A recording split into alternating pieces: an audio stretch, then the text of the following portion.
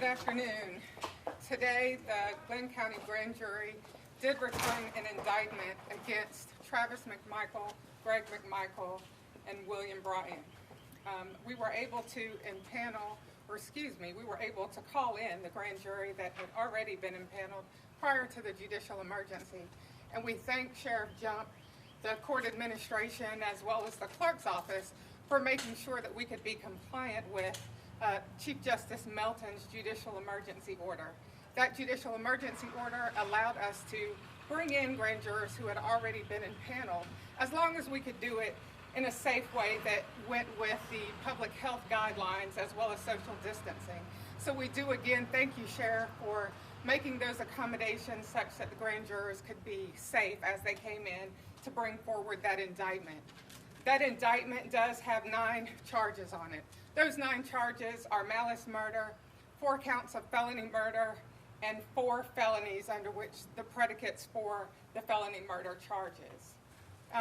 As we have brought forward this indictment today, and the grand jury did issue a true bill, and we had it signed in to the clerk's office by the judge, we will be moving forward with this prosecution and next steps. Of course, some of the regular processes that we'd have are still on a bit of a slowdown because of the judicial emergency. But as motions are filed and scheduled to be heard, we will be here and ready. This is another positive step, another great step for finding justice for Ahmaud, for finding justice for this family and the community beyond. We are grateful that as a team from the Cobb Judicial Circuit that we've not had to do it alone. We have had the partnership of Director Reynolds and the Georgia Bureau of Investigations, as well as some resources and assistance from the Department of Justice and United States Attorney Bobby Christine, who's present here today. So we thank you all for coming out so that we could present this again. The family is grateful. They were unable to be here today, but we called them as soon as we got the indictment returned today. I'll take a few questions at this time. Can you speak to the hate bill crime passing the House yesterday and being probably signed into law by the governor? Is that retroactive? Will it affect this case? It is not retroactive. So it has, as you stated, been passed by both houses of the legislature, has not been signed by the governor yet. If this bill had been signed prior to the incident date of this case, then it might be something that we'd be able to look at for this case. But in that it was not, it will not be something that we are able to consider under state law. What's next? What's the next step in the process? So we fully anticipate that there will be motions filed by defense counsel in this case, and we will answer those motions and appear in court whenever that's scheduled by the judge. Can you give us a little bit more details about the grand jury? Where they met, how long, were they in here today, how this took place? Yes, the grand jurors did come in today pursuant to the summons that was issued by the court. That summons was, it told them to be here this morning. They arrived at 9:30, heard the facts of the case, as well as were oriented about what their duties were. This is a grand jury that was impaneled right at the beginning of the judicial emergency, so they had not heard any other cases prior to today. So when they came in, we did present that information to them, as well as the evidence similar to what was presented at the preliminary hearing here.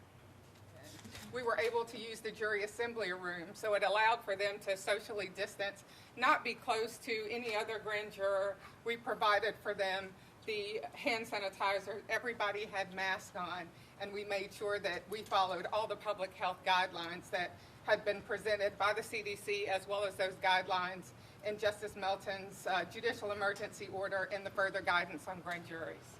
All total, about how long did this take for them to come to this conclusion for the charges? So the presentation, would you say, was about an hour and a half? Better part of the morning, yes ma'am. Yeah, and then the true bill came back in less than 10 minutes. Can you speak again to the family's reaction to when you called them, and with this coming just after that hate crime bill? Oh, the family was ecstatic to hear that it had happened this morning. Of course, with everything that's going on just around the country, with the judicial emergency that's in place, they had no idea when some of the next steps would happen after the last preliminary hearing. So to get that phone call that we were able to call in a grand jury and to do it safely and that they returned a true bill, they were extremely happy about that. My name is Kevin Goff. I represent Roddie Bryan, a witness to the tragic shooting death of Ahmaud Arbery. Roddie did not act out of hate or prejudice that day, but rather he acted as would any patriotic American, whether white, black, or Martian, in the same circumstance. Roddie has now spent 34 days in captivity, even though he has committed no crime, and fully cooperated from day one with law enforcement officers investigating Mr. Arbery's death. Mr. Bryan has not had a contact visit with his family during that time. Mr. Bryan has not had access to radio or television, newspapers, or the internet. He has only the vaguest idea as to what happens outside the confines of his cell. Notwithstanding his plight, Mr. Bryan remains sympathetic to the Arbery family and to their quest for justice. The outpouring of love and affection in the community and around the nation for the Arbery family, and the many peaceful and thoughtful civic events that have taken place here, have thus far served to unify and bring healing to our community and renew the thirst for justice and due process here in the Golden Isles. Mr. Bryan has been informed about these events, including Ms. Cooper's recent visit to the White House. Who would not want to meet the President of the United States? Who would not want their picture taken with the leader of the free world? Mr. Bryan only wishes that her visit could have been under better circumstances. Roddie Bryan is presumed innocent, and yet he has already lost his job, his home, his motor vehicle, and the tools of his trade that he has been forced to sell off.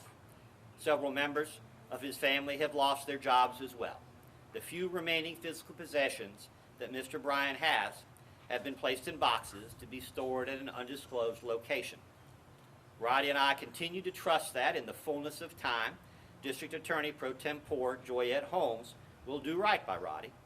In the meantime, despite our differences, we continue to work closely with the prosecution to ensure that this case moves forward as expeditiously as circumstances allow. We welcome the action of the grand jury today.